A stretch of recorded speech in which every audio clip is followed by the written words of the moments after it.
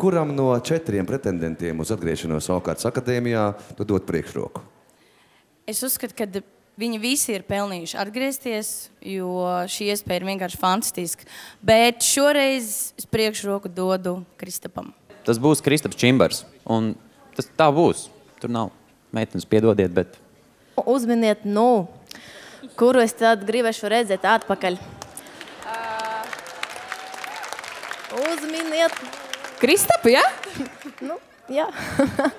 Mana vīrišķā intuīcija saka, ka tas varētu būt Kristaps Čimbars.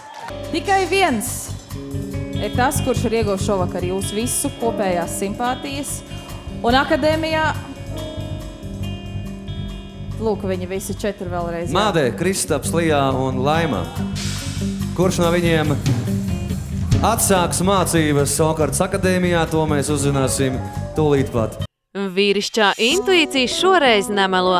Atgriešanās koncertā žūrija neslavēja nevienu, bet skatītāji visnaskāk balsoja par tumšacaino liepainieku. Kristaps Čimbars! Pirmdienas rītā visi gaida Kristapa atgriešanos. Bet kur ir Kristaps? Kur ir Kristaps? Es aizmirsu. Un kuram viņš blakus gulēs? Tas ir ļoti aktuāli. Ko Kristaps izdomās? Kuram viņš gulēs blakus? Kuram tad? Jā. Ko? Protams, ka man. Joks.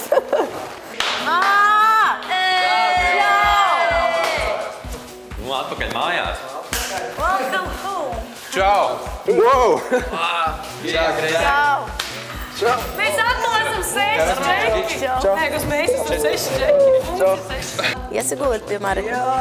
Nē, Marks nāk pie manis. Davai viņš tu iesi pie viņa. Lai Kristaps pie tevi? Viņš negulēs pie tevis. Viņš negulēs savu mūžu pie tevis. Davai, aiz tev atdev savu dziesmu, ne? Sanāt iesgulēt pie Marika, lai Kristaps ir iet pie Marika. Jā. Krāsai. Viņš pie tevi neiet. Kristap, gulēs blakus Annai? Anna tikko saka, Sanāt, davai iet gulēt pie Marika, lai Kristaps var nākt pie Marika gulēt. Es 100 punktu negulēšu. Tas viennozīmīgi, es tā blakus negulēšu. Es jūtos dīvaini pagaidām, bet visiem paldies, kuri par mani vakar balsoja.